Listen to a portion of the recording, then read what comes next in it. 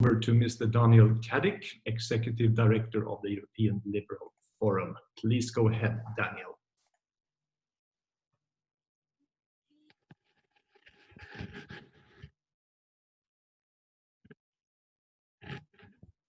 Now I see that Daniel is still missing. So let's wait for a minute or so and see if Daniel will join us.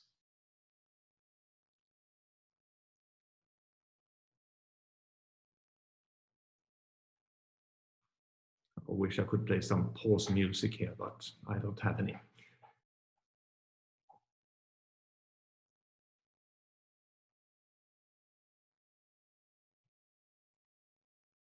Okay, so let's move on.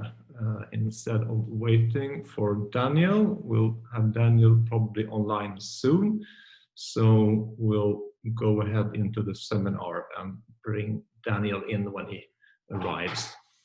Well, first on your screen, there is a Q&A button.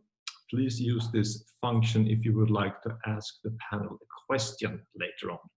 We will monitor the function throughout this session and make sure questions reach the panel. You are also welcome to upvote questions that you like, meaning that we will then know if a question is of interest to more people than the person who posted in the first place. It's also possible to comment on questions. I would guess most of our audience today, as well as our panel, experience some sort of lockdown. Perhaps except for our Swedish audience. As you may know, the Swedish government has taken a more liberal lockdown approach, to say the least, compared to other countries. Right or wrong, only time will tell.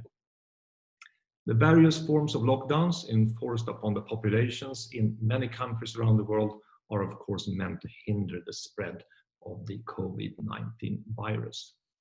A side effect is not only collapsed economies, an EU single market that soon needs life support and high unemployment, but also the infringement of basic civil liberties, such as being able to meet other people, to leave our homes whenever we want to, and in some cases also unhealthy concentrations of power to a few. Today, we will try to focus on the economic and trade aspects of the corona crisis. And just to give a reference point, the WTO expects world trade to fall by between 13 and 32% this year. Now, we will start to introduce our panel. And first out is Ms. Svenja Hahn. Svenja, you are a member of the European Parliament since last year and active on the IMCO and INTA committees in the Parliament. Welcome, Svenja. I hope you are. Thank you very much. Oh, there you are. I'm there. Thank you, Anders. I know that you will only have the possibility to stay for 30 minutes, so I would like to ask you to please go ahead with your introductory remarks. Yes, thank you very much. Good morning, everyone. We're having a meeting of the Renew Europe group at 10. That's why I unfortunately have to leave you a bit earlier, but I'm nevertheless very happy to be able to join you in this morning time. Well, I was asked to give you a bit of input on the aspects on the single market, and we have been seeing that it put quite some strain on the single market. The initial reactions by the member states were falling back to nationalist and protectionist behavior, and that really hurt the European idea and our single market, and overall it hurts every one of us. In the beginning, we've seen many closures of borders, not very smartly considered. We've seen restriction on travels for individuals. Everyone wanted to keep the single market open, but the effects on the flow of trade and services was huge. In the beginning, we saw traffic jam of over 40 kilometers of the German border to Poland. And this really puts a danger on our supply of food and a supply of medical equipment. We've seen Export bans on medical equipment. Germany as well did it and only lifted it after pressure from the European Commission. We've seen other countries seizing medical equipment that was meant for others because of their national travel bans. So we've seen much chaos, and we've seen how close our single market is actually intertwined with each other. And that if we close borders somewhere, it affects member states everywhere else. So a large part effort from the European Commission was trying to negotiate between the member states. And actually, this is an area where a lot of effort was put on to keep the borders open. For example, Renew Europe pushed for so-called green lanes for trucks, so that they'll be able to have speedier crossing of borders, and that is overall working okay. But still, we still see areas, especially when we look to Eastern Europe, that there are restrictions on exporting food. And we've yet not come over the situation where some member states still believe it's better to work on their own. And this really risks the existing of the European Union. As we remember, the single market is its core. So in combating this crisis, we need to make sure that the single market is core of the solution, and that we cooperate together. We see in many areas, not only the transport of goods still problems, we see it as well when goods come into the European Union. We have yet not lifted the tariffs on medical equipment. Medical equipment or masks that come from China, no matter if they work or not, there's still a 30% tariff. And even the US, who imposed a lot of tariffs on goods from China, have secretly lifted those in order to make medical supply cheaper.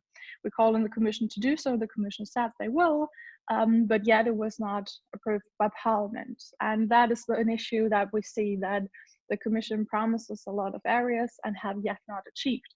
If we look in the travel area, for example, we see a bit of anarchy. We have European law that says the consumer, in case of flight cancellation or travel cancellation, needs to get their money back within 7 to 14 days. And airlines that are afraid of running out of cash are not offering them their option. They're not operating within rights. They're just giving the consumer the option of a voucher. We have small travel agents that paid already the hotel, but now need to pay the customer back, not getting their money back. We see member states implying their own laws that are against EU law. And we have yet not solution from the Commission. So in different sectors, we have many different approaches, which is not good. We need to make sure that we have a single market, especially in the interests of the consumer protection. So we have many challenges when it comes on goods coming in. We have many challenging on free flow of goods, and especially when we come to the areas of workers. In Germany, the biggest discussion was, oh my God, who's going to harvest our asparagus? Asparagus is a highly emotional topic in Germany. Everyone loves their asparagus, and it's mostly workers, seasonal workers from Eastern European countries. Germany now allowed workers from Bulgaria and Romania to fly in to harvest the asparagus. But that cannot be the overall solution. Many people are losing their jobs right now because they're meant to work in other member states, and now they're out of their income. They're maybe not even part of the social welfare system in their member state because they're not working there, but in another state. So we see everything is so closely connected, and we need to ensure that we step by step go back to that. So it's good that the Commission started a program. The Commission will today present the program for an exit strategy. And from what I heard so far, the core will be the restore of the single market. And we urgently need this to overcome this crisis together. Thank you, Stenya. I picked up on one thing, and you mentioned that some countries are putting laws into place that are against EU law. And we've also seen that that some countries have imposed export bans, that you said, and two of those countries were France and Germany. I mean, those are two countries that are very involved in EU policy and are EU friendly, and also with very EU friendly governments.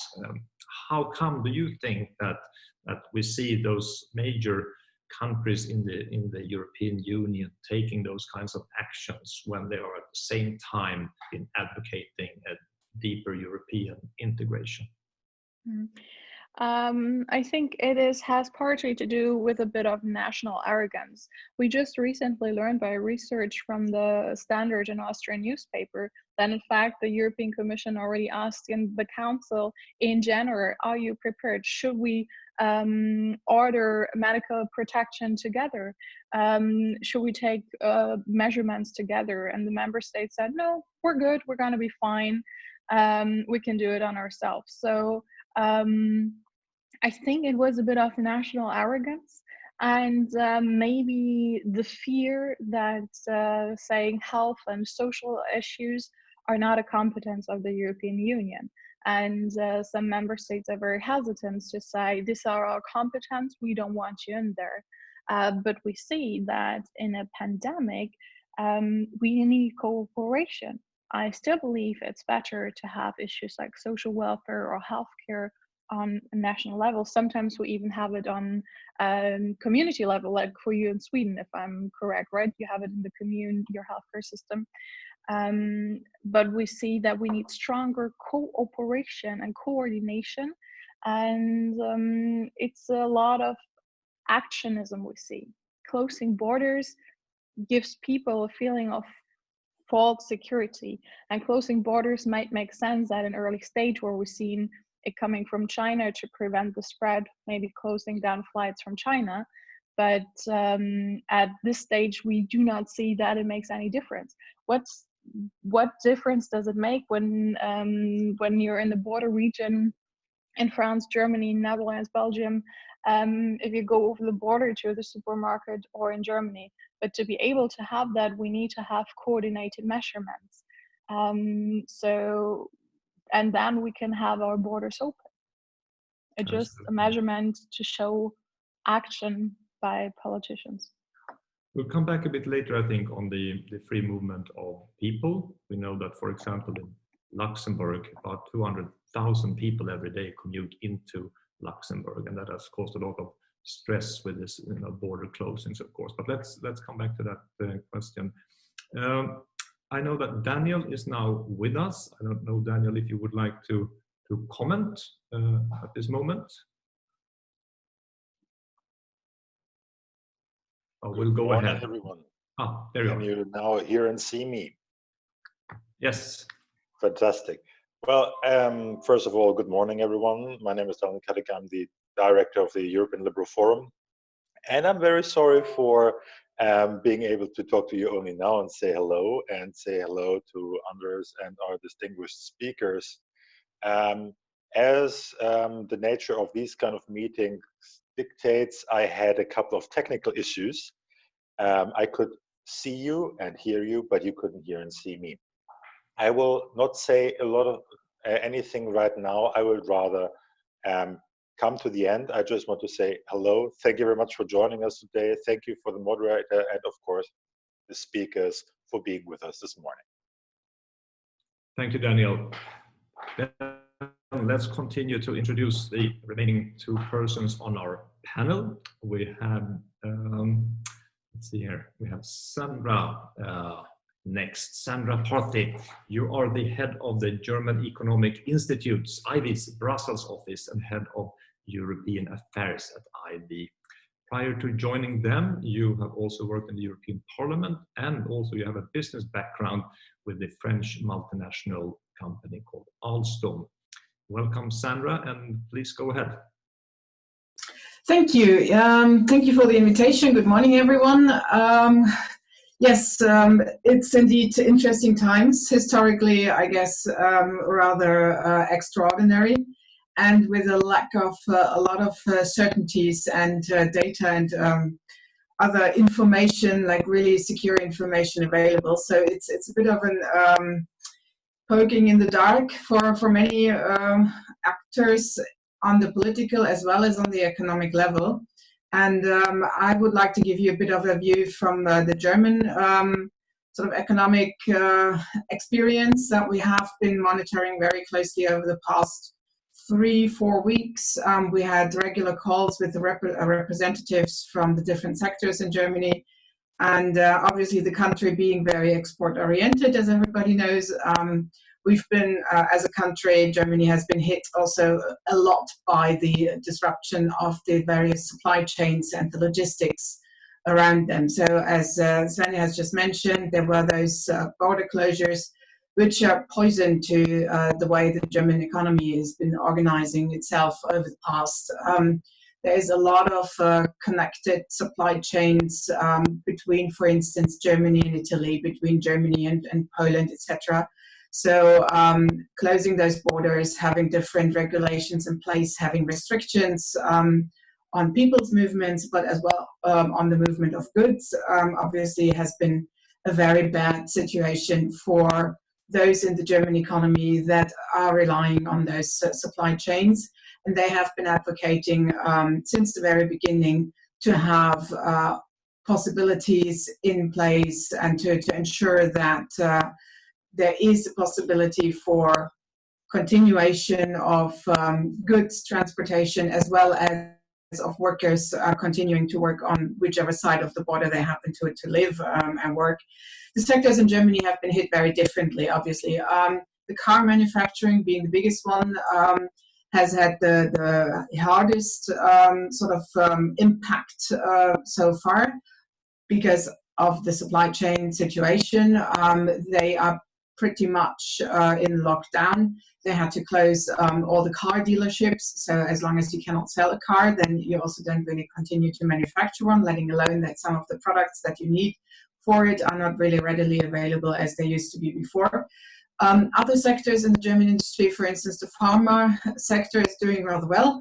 They are producing like mad, of course, disinfectants and all the other medical equipment that they can produce. So there's the German economy is like it's a very different picture depending on who you talk to and who you ask. Obviously, what has been very useful in sort of dealing with the crisis has been this concept of Kurzarbeit or short-term work that was already introduced back during the financial crisis. That has helped a lot of companies to react quickly to the situation. Then also the availability of liquidity for companies is also being dealt with in a apparently rather positive way. It's perceived by most of the companies as being a good a well-managed program.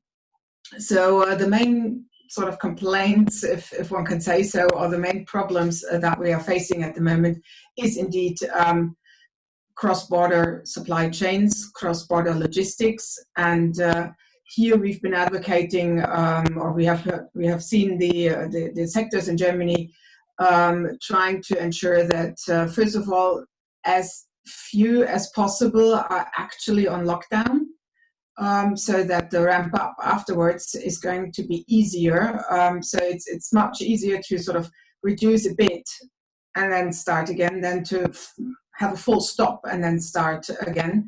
So a lot of the sectors have been advocating to be allowed to continue working at least on a minimum level, but some of them are actually not that badly hit as others, as I said. So we've been monitoring the situation in terms of economic impact with numbers and data. So we expect about a 5% drop in the GDP for Germany if the measures are going to end sometime soon. Any additional month is going to add a couple of percentage points on this. And we assume that a similar situation holds true for many of the other European countries. The longer it takes, of course, the lockdown, the longer it's going to be the immediate impact, but then also the time it will take to actually restart economic and all the other social activities. We are now in the process of discussing also the exit strategy and what would need to be in place for the economy to start working again, what sectors need to start first, and there it becomes very important to ensure that there is a coordinated effort of how you do this. Again, no use opening a factory to produce a car if the car dealership is still closed. So you have to start this, and you also have to keep in mind that some of the supply processes take about 10 days to 2 weeks so that they actually reach the OEMs. So that also needs to be prearranged so that then the full production line can start again. And in that context, obviously, if you have supply chains that go across borders, it's really imperative that within the EU single market, those borders remain or are being made open again. Otherwise, it's going to be a very, very difficult process to restart the economic activities in a more or less smooth way. Thank you, Sandra. There are a lot of companies both in Germany and in other parts of the world now that are facing extreme difficulties, and governments are putting into place rescue packages of various sorts. In Germany, you have the short-term week, and also there is money set aside for actually the state going in, the government going in and buying parts of companies. Is that something that you could elaborate a little bit on? Because we have now a discussion in Europe about nationalization, and Vestager gave an interview yesterday to the Financial Times about it might be a good idea that European governments buy a few companies to make sure that the Chinese won't buy them. I mean, this is a discussion that's coming now. If you could elaborate or comment on that, please. Yeah. I actually asked all the representatives from the various sectors at every single call that we had if anyone has any evidence of foreign companies trying to buy significant or relevant parts or companies, and I haven't heard a single yes. So maybe there's other information out there. So far, I really haven't got any evidence that this is actually happening.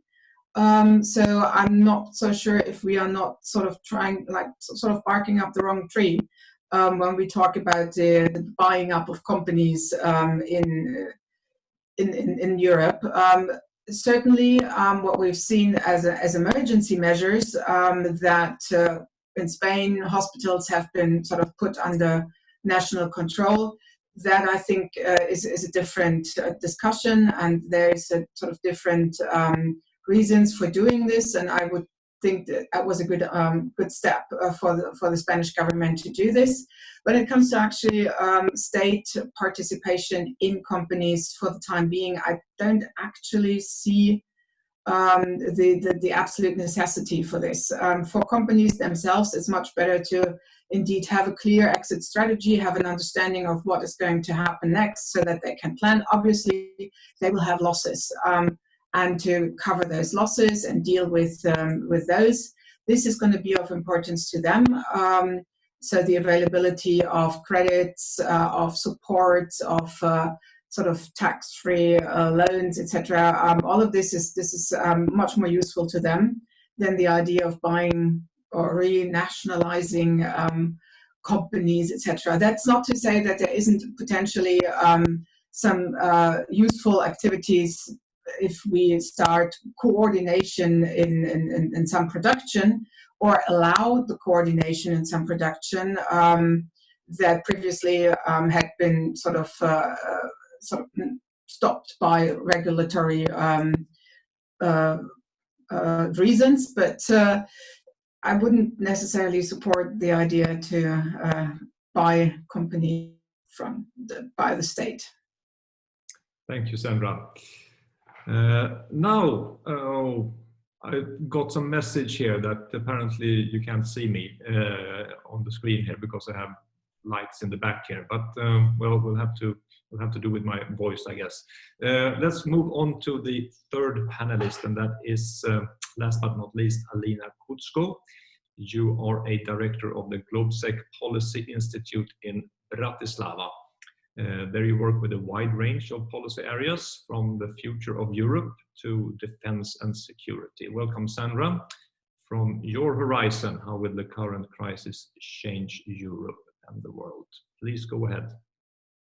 Thank you so much, Anders, and thank you very much, European Liberal Forum, for organizing this event. We indeed do not have time to lose in addressing these issues on the agenda. Thank you also to the previous panelists who pretty much very well outlined all the current challenges that we need to deal with. I want to focus also a little bit more on not just the immediate challenges and the immediate survival, but the day after, or maybe 2 days after the crisis, because the crisis that we're facing now is going to significantly impact the future of the European Union, including the single market, and we have to start dealing with these issues in parallel to be able to survive in the longer term. The question, as I see it, is twofold. First aspect is that we, of course, have to talk about how to get out of the current situation.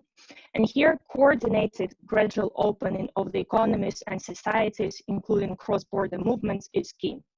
And the second aspect is how to adjust the economy in the longer run, given the damage that has already been done, and potential expectations that another pandemic is not outruled in the foreseeable future. And I will take a little bit in my interventions a Central European perspective, because we've heard the broader European outlook, a little bit of a German perspective, but there is a huge range of countries in Central Europe who will have European challenges, but also will feel them in a much deeper way. So on the first aspect, we of course have to talk about unlocking the borders and the freedom of movement. At the first glance, it seems to be a very easy thing to do because, as everybody said, the border checks and border controls are supposed to be temporary, so there should, in the ideal world, there shouldn't be a problem in lifting them. But the trick is, of course, that when something is temporary and we start doing something temporarily, the things risk become permanent.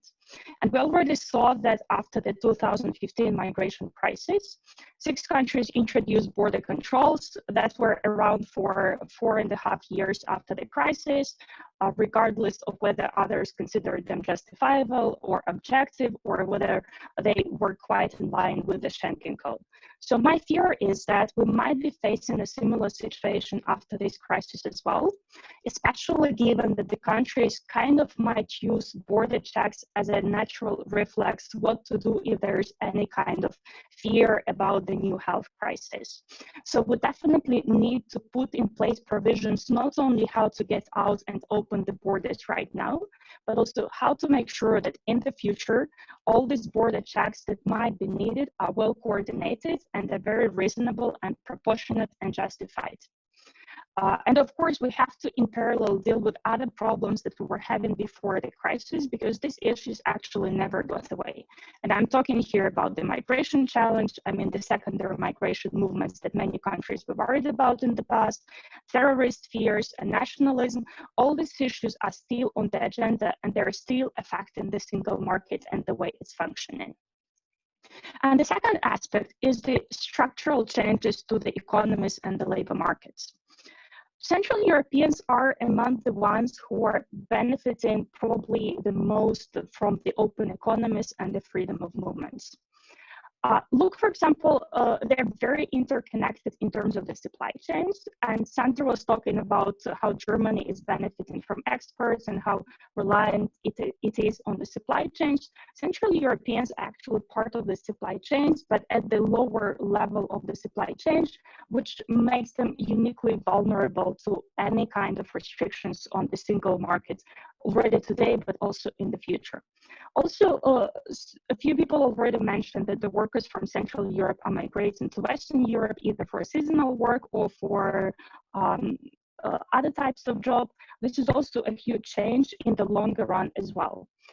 And if you look only at Slovakia alone, we have 5.5% of the labor force who are commuting cross borders on a daily basis for work. And all these people, it's actually the highest number in Europe in terms of the percentage of the population. And of course, all these people are severely affected already now. The Central Europeans paradoxically, were among the first who introduced the closure of borders, and I'm talking here about Slovakia and the Czech Republic. But they will be also definitely among the first ones who are advocating for things to be open again. And there are three factors that I want to mention briefly that we need to think already now about the future transformation of their economies. First one is the issue of the supply chains, how they're structured, and localization of production. Yes, we have now what we have now. Everything is very well connected, but suddenly in the entire Europe, but also in other countries, there is a realization that the supply chains can be disrupted very easily. And this is particularly detrimental when the key ingredients, for example, for pharmaceutical products or the key ingredients for the products that constitute national security interests are produced in other countries, and we might lose them in case the supply chains are interrupted. And this is particularly tricky if these supply chains originate in countries that are not that much reliably friendly, like, for example, China, and you cannot rely on them. And there are lots of discussions now whether all this production can be nationalized and located in the country of origin. And of course, if you have France and Germany, maybe to some extent this is possible, but it's entirely unfeasible if you're a smaller European country. So it is in the interest of everybody to make sure that even if there is some localization of production going on, we treat single market as a whole entity and not as each country at the national level. But of course, naturally, for this to function, we need to make sure that there are no expert bans introduced in the situation of the crisis, as we saw with the medical equipment. The second point that actually connected to the supply chains and how a production is structured, and that will accelerate in the future, is the accelerated automation. What we already see now is that if producers see, enterprises see that the people simply cannot show up to work, the natural tendency is to accelerate the automation as much as possible so that we are not relying so much on the people being present. And this is going to be particularly difficult to cope with for Central European economies who exactly reliant on this manufacturing mode of productions. So their entire economy will be devastated in the next years to come if this trend continues. And the final aspect that's already been mentioned, but I want to highlight a bit more, is the movement of workers and the brain drain associated with it from the Central Europe. Because it's one issue when we are talking, for example, about the workers who are going to harvest asparagus in Germany. This is very relevant issue, and this is causing a lot of troubles. But a second aspect to it is that there's also lots of nurses and doctors who moved to Germany and who are helping now Germany to withstand this crisis. But this means also shortages of workers in the Central Europe. So, and this is definitely, lots of countries here already start thinking that this brain drain is not the way how to be self-sustainable and reliant in the crisis. And there's definitely a case to be made. The single market has to be not just renewed and functioning as before, there has to be even more cohesion and integration in Europe to make sure that these issues are resolved. Thank you, Alina. I know that Senja was about to leave for a meeting at 10. I don't know if she's still there. I'm still here. I'm having problems connecting to the group meeting. So I thought I'd stay here until I get in the other meeting. Thank you. So if you have a question or so, I'm happy to answer. Alina, we're going to get back to you. And Svenja, I will now click here on the Q&A button on my computer and see what we get here. Well, we have a overall question here from Kinga at Globsec. Do you think East-West divide will deepen and South-North will be renewed in post-COVID-19? I think that's a very interesting question.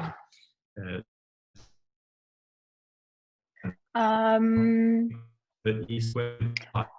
I'm not sure if it will be east-west, north-south, but we definitely see a lot of tensions. And we see quite some dangerous narratives at the moment.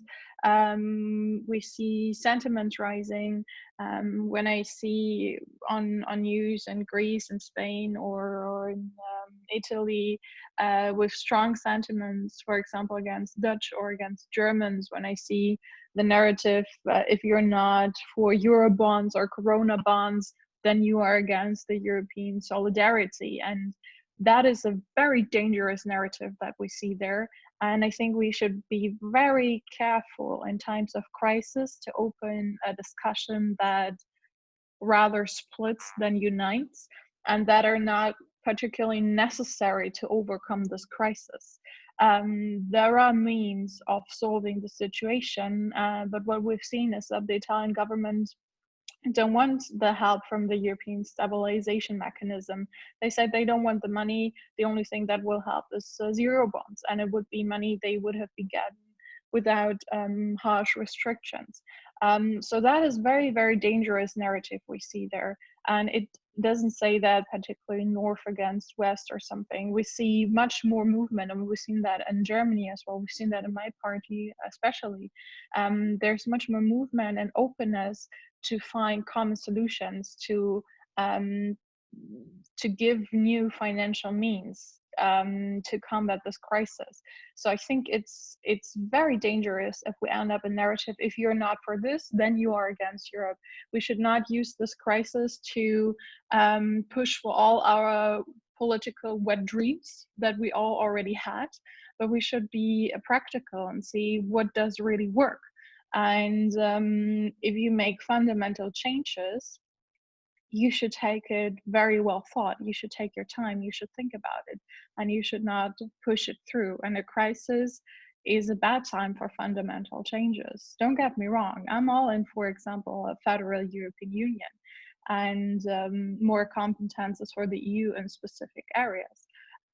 But I don't think a crisis is the time to do that. For this kind of changes, you need unity, you need comprehension of it, and not make structural changes. But what we need is clear cooperation and coming together, and we should all be aware that we're not creating tensions between member states, because they are rising and we should not allow them to rise. We should work for cooperation.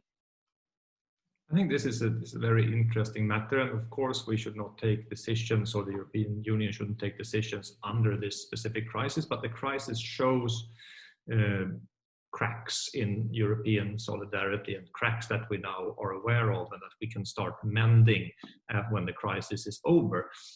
So I would like to go back to Alina. And maybe if Alina, if you also could comment on this question about European solidarity. Yeah, definitely. As Svenja highlighted, there is a lot of rhetoric now, especially connected to the North and South divide, because the southern countries were hit particularly hard by the crisis. I think, again, nothing is destined, so it's all in our hands. It depends how the European Union as a whole reacts, whether the crisis will deepen or not. And from my perspective, I think actually some of the issues that were divisive before can become the issues that bring Europe together. For example, if we're talking about, let's say, a European Green Deal, before the crisis, it was kind of the issues that some countries liked very much, other countries were very skeptical about. But if you think about it in another way, it might actually be a solution rather than a divisive issues.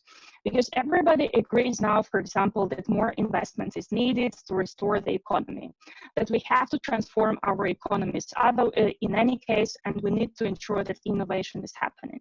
So Green Deal might actually be a solution, because if we invest in the green technologies, that will make sure that the enterprises are going, that there is sufficient funding for restructuring of the economies, even of the countries that were skeptical, that the more jobs are created, that young people actually have a buy-in into the European Union, and that would be potentially beneficial for everybody.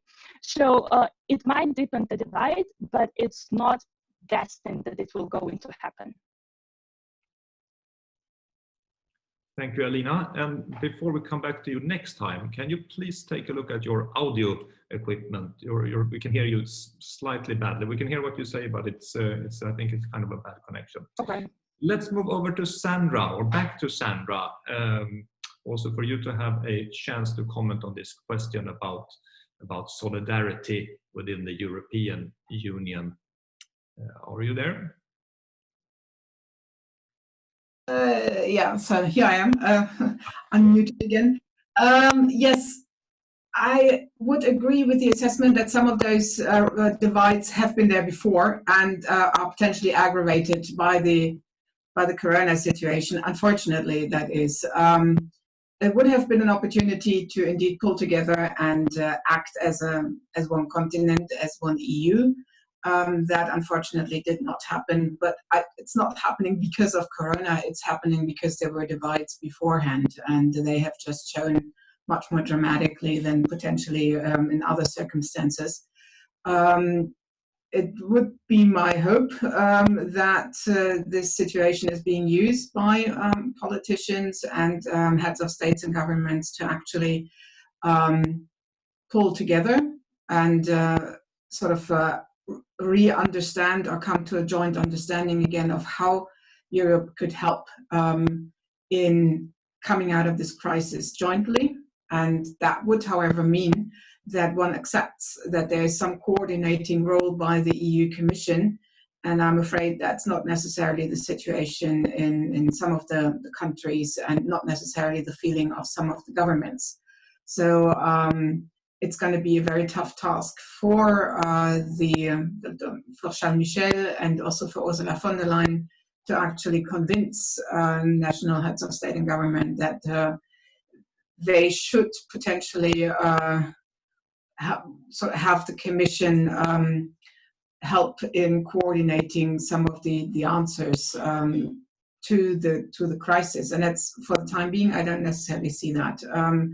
We have a big divide already in France that's announcing they want to continue with lockdown because of their national situation. We have Austria on the other side that's actually starting to open certain stores. The same goes for Denmark. We had also weekly calls with economists from different European countries over the past weeks. And basically, it was very interesting to see when you talk to the Brits, you talk to the French, then you talk to the Italians, the Austrians, they are at very different places in this whole crisis. So when we were trying to discuss an exit strategy with some of them from France, we basically couldn't get any input on this because they're saying we are so stuck in dealing with the emergency. So they haven't really come up with proposals yet as to how to end it and what to open, because they're still pretty much in the midst of the whole thing. Whereas in Austria, they were already last week discussing on how to best restart everything. So in this context, I think it's really difficult to come up with a joint European response because countries are in very different situations. I don't think, on the other hand, that keeping borders closed or closing them even more is going to help in any way, because we do already have the virus in the countries. So whether or not we open borders or we reopen them, I don't think that really makes a big difference. The one thing that would make a big difference, I guess, is to really have widespread testing facilities, have the opportunity for everybody to be tested. There's another issue that hasn't not been mentioned yet in this context because it's more focused on economy, I understand, but we talk about tracking and tracing apps. I don't really see the use of it if afterwards we don't actually get tested. So what is the use for me to have the information that I have been close to somebody who has been infected with the virus if afterwards I don't have access to any tests? I just get nervous, and that's the extent of it. So tracking just for the sake of tracking, to me, doesn't seem to be a very good idea. Testing and widespread testing, to me, seems to be more useful, also to then actually be able to say, okay, these people have been either not infected or have already recovered, and they can start to work again, and we slowly start getting into this normal economic cycle again. Yeah, that's Thank you, for Sandra. I think I'm a moderator using Zoom, but I understand that except for the Q&A functionality we have here, we also have a button where I can connect a person who will want to ask a question. Philip, now I think you should be ready. I'm just waiting a few seconds so you can straighten your tie if you have one. And then I'm going to click a button here called Answer Live. We'll see if we then can connect Philip so you can ask your questions about President Macron. Let's try this.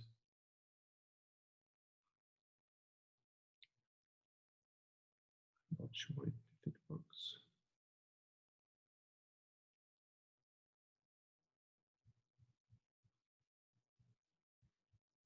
No, then I will read the question. So from Philippe, she writes, French President Macron has already announced that French borders will remain closed until further notice. Are we going to see a fragmentation of the free movement of persons in the single market where some borders are closed while others remain open or are reopened soon? I think I'll pass that question on first to Alina. Alina, did you get this question? Yeah, is my sound better now? Much better, yes. Oh, perfect. Actually, I think there is a possibility, at least definitely in the short run, that this is going to happen. Even before this pandemic, there were already discussions of creating mini Schengens, let's say between the Nordic countries or between France and Germany and the Benelux countries in different formations. And so this definitely can happen now, especially because countries are at a very different stage of handling the pandemic. Some countries already passed the peaks, others are still handling with it. So I can totally see a possibility that, for example, there's an open border, let's say, between Austria and Germany, and everything functions pretty much normally, but then there is closed borders between France and Spain and Italy and so on. The question is whether we will be able to overcome these borders in the future at all. And the important issue here is that what Sandra was mentioning about testing, it's also important whether this testing can be coordinated at the European level. Because if we are talking, let's say, about workers from another countries coming to Germany, it means that Germany has to trust another country that the tests that they run on their citizens who are coming to work in Germany are reliable. But because these tests are actually not uniform, there are no standards, there is no guarantee, for example, that Germany is going to say, yes, I accept the test done in Romania as legit tests and everything is going to be fine. So besides the opening of borders, especially in the short run, we also have to deal with these issues that there is a kind of a single market of tests and standards of tests in the European Union to make sure that we can make it work. So you think that we might end up with multiple small single markets for people throughout the union going forward? This is definitely probably what's going to happen in the short run, but let's try to avoid it happening in the longer run. Thank you, Alina. Sandra, would you like to comment on this as well? Yeah, I mean, I guess it is indeed an issue. Yes, we will see a bit of a fragmentation there. We already have a fragmentation at the moment, and it's understandable because, yeah, it's a non-issue whether to sort of sacrifice some health concerns for some economic concerns. Obviously, a region will decide that they prefer to keep their citizens safe as opposed to restart economic supply chains. So yes, there will be a fragmentation because of the different situations as to where they are.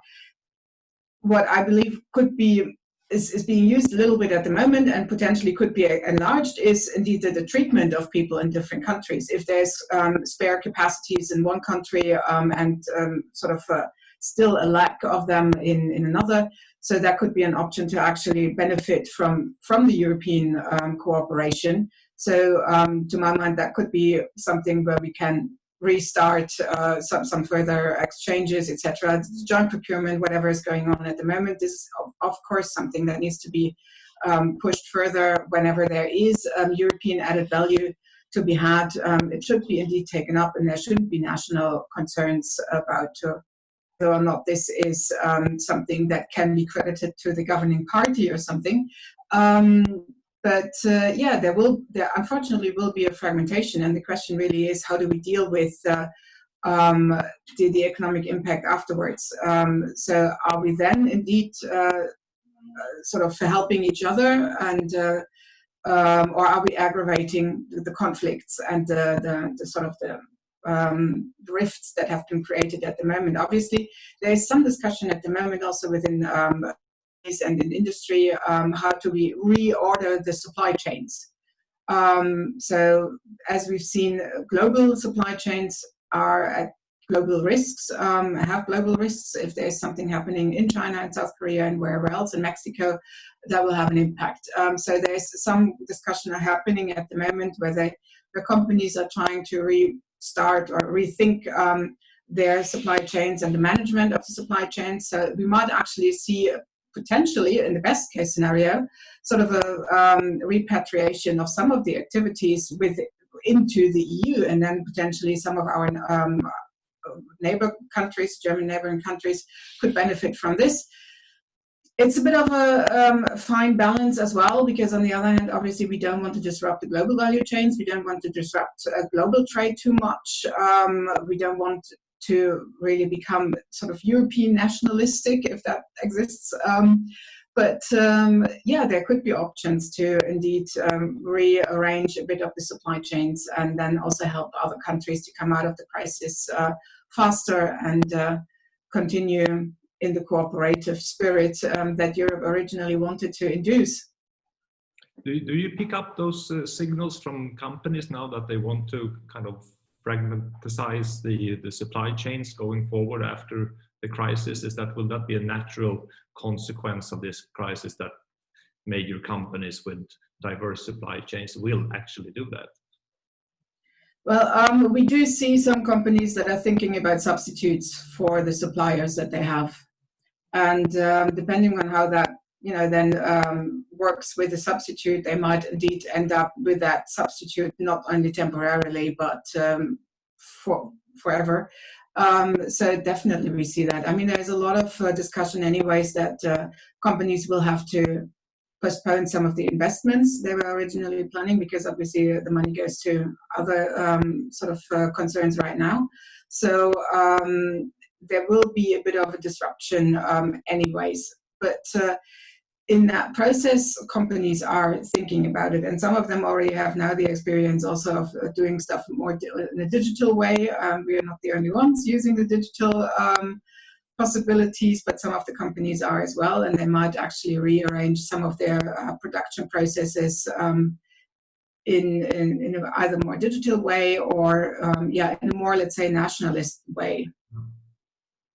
Thank you, Sandra. We have now also a question from our Facebook page. Let's see here. From Alessandro Gallo, who says, more cooperation instead of structural reforms means in practice continue with intergovernmental approach, which is what is slowing down the economy recovering of EU member states. Do you agree with this assumption? Isn't it time to ask for more Europe? Asks Alessandro. Is it time that we should ask for more Europe rather than less Europe, Sandra? What do you say? In general, I would be very sympathetic to that, that we do indeed need to have more Europe in certain areas at least.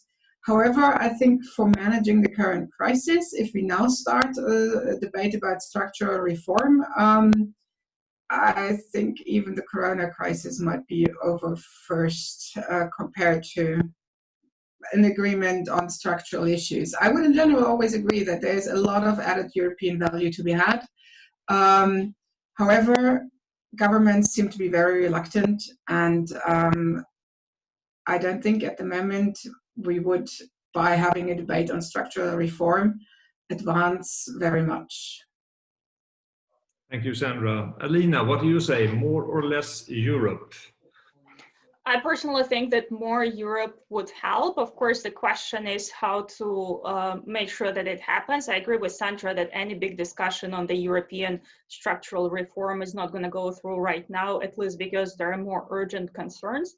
What might help, though, is that as it happened in the past, Europe sometimes kind of steps into issues that were not necessarily directly into its competencies, but it does well. So, and then it kind of creates a precedence that Europe is a part of the solutions for these issues, and these issues stick around in the future. So it might happen now as well. For example, if we even take public health, which is not a European issue as well, but because Europe was useful in coordinating the medical supplies or the treatment of the patients, Europe might do more and more in the area and gradually kind of enhance its role in the issues. Of course, the paradox of the situation is now there's lots of criticism today that, oh, European Union hasn't done this, this, and that. And usually this criticism often comes with the very same people who say there shouldn't be more Europe in these issues.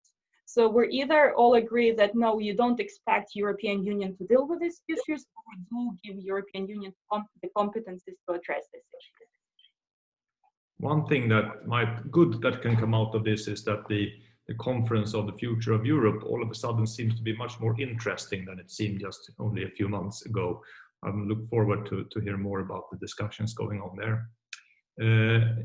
We're running out of time soon, but we have one question here from Victor A, and that concerns the flow of workers. So Victor's questions is, if it's not safe for German workers to go back to work, then why is it considered safe enough to bring thousands of workers from Romania and Bulgaria? The German government is the one that asked the Romanian and Bulgarian governments for these workers. I'm not an expert in the details here, but on a general level, what do you say about that, Alina? Yeah, I'm also not familiar with this particular discussion between German government and Bulgarian government, so I won't comment on the issue specifically. But I do think that you already see what is happening in France, the call of or in Britain, pick up for Britain or pick up for France, so that local residents are encouraged to work in the agriculture, to harvest the asparagus or whatever that is. I do think that this is not sustainable in the longer run, so there will be calls from the bigger countries to let the inflow of workers from other countries.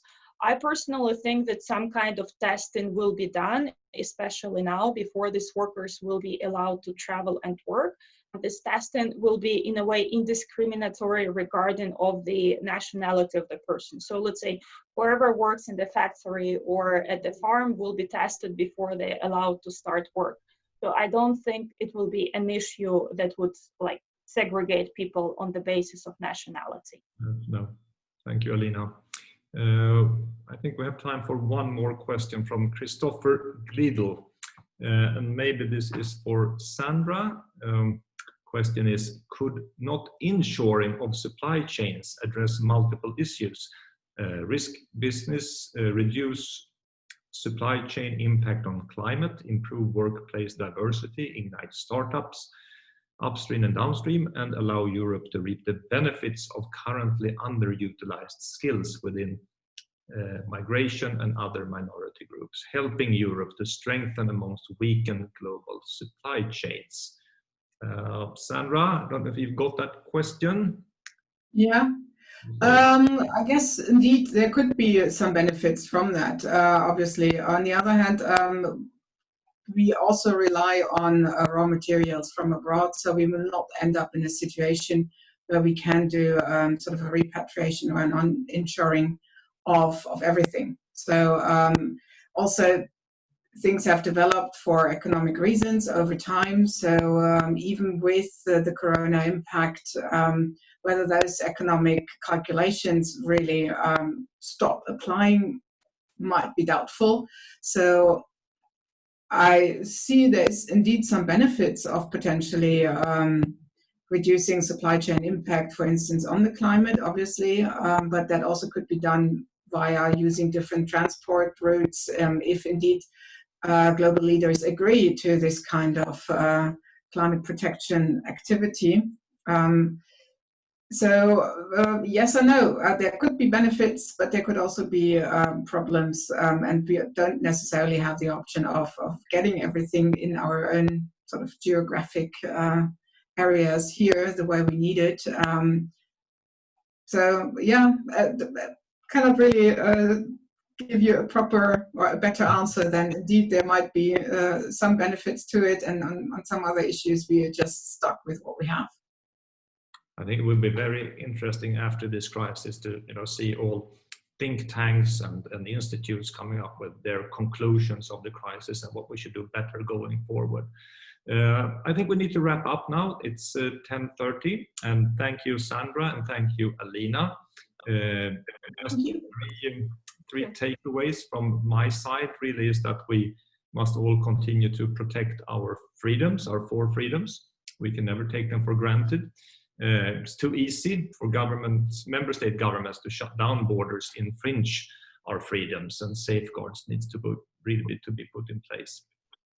The EU might be strong in peacetime, but it must be stronger during crisis as well. That I think has become obvious. This is a discussion that should take place, and perhaps this conference of the future of Europe, as I said before, might be an interesting arena to discuss that. And globalization must continue. We will draw a lot of conclusions from this crisis, but overall it would be very sad if countries start to lock themselves up. We see protectionist tendencies. We talk about technological sovereignty and an increased interest by some member states, governments to gobble up crisis-struck companies at bargain prices. And this does not really bode well for EU and its citizens, or our citizens in the European Union. With that, I would like to hand over to Daniel. Are you there, Daniel? Absolutely, and I also found out what the problem was. I will tell you later in the private meeting. So thank you first and foremost, Sandra, Alena, Svenja, of course, who's not with us anymore at the moment because she went to the group meeting, and Anders for this very interesting and I think very timely debate that you have here with our participants, who I'd also like to thank. So looking at what you discussed today, I think it's ever more important to look at how the freedom of goods, services, and people are actually under jeopardy domestically and in the EU itself. I mean, it's not only that we're locked down in our houses here, it is also that we are locked down in our economies, both domestically and in the EU. And I think it's a very good reminder on how important the single market actually is, and how dangerous the economic nationalism is that some countries are pushing for at the moment. You mentioned already in the discussion the operating outside European rules. And this might lead indeed to a long-term distortion of the market. And also pointing to what Alena said earlier, to a stronger inner EU fragmentation, both economically, but also in terms of European society, deepening a potential perceived divide that we have in Europe. So this is something that we will have to discuss further, but that's also what we're here for, as the European Liberal Forum, to create a platform together with our good friends, either from the German economy or from Globsec or other institutes, that we work jointly on deepening and widening the internal market and making sure that people remember that it's important for our prosperity and our future prosperity. Having said that, thank you very much again. I would like to just bring 2 things to your attention. Number 1, next week, same time, we will be talking about freedom of speech and the spread of fake news in our newest episode of Liberties in Lockdown. And we also have our new podcast out, the Liberal Europe podcast, on the lockdown situation, of course, with Ann-Kathrin Riedel, who is talking about technology in the lockdown and also about things like privacy that are not entirely unimportant, as we also have discussed, as Sandra has been touching upon earlier as well. Having said that, thank you very much again to all participants, our moderator, and everyone who has been joining us here on Zoom and on Facebook Live. Thank you very much and have a very good week. Thank you. Thank you. Bye. Bye, everybody. Bye.